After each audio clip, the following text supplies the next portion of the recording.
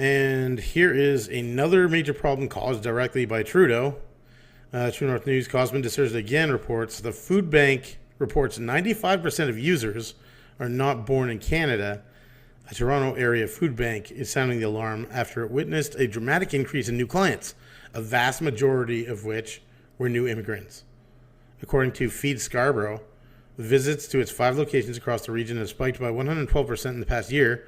A total of 95% of those relying on Feed Scarborough were not born in the country, while 72% had only been in Canada a year or less.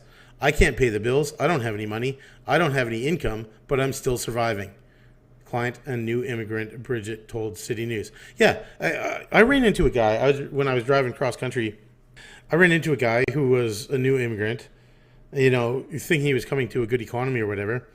And he was kind of in shipping, I guess. He had a cube van sort of thing, worked for a small company, and he was driving cross country too. And he was saying, like, the promise is that there's a good economy and there's jobs over here.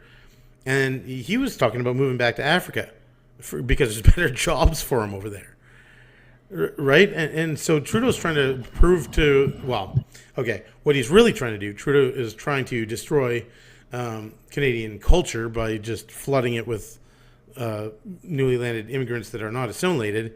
That's the real thing. But and then you start running into the bigger problems that like the UK has. Yeah. If this is allowed to continue at the rate that they have it set at, right? Yeah, it causes chaos, increases crime, all these things that, the globalists probably want. It's long been their goal to have the people demand a police state, right? That's where they think it'll go.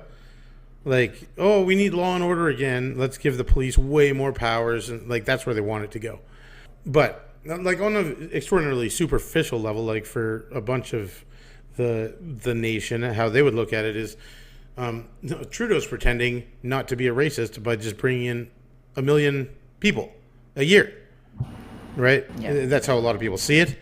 But so what are you doing? You're bringing them over here with no promise of jobs, right? With like at a time where our economy's in shambles.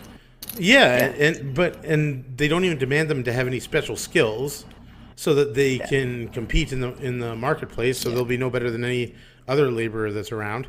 So all of these landed immigrants, they're shocked to find out that they're fighting for minimum wage jobs, maybe 2, maybe 3, so that they can get by. And this goes back to quite a few episodes back. I was talking about how military veterans were getting kicked out of their apartments over in England, or was it Ireland? Mm-hmm. One of the two.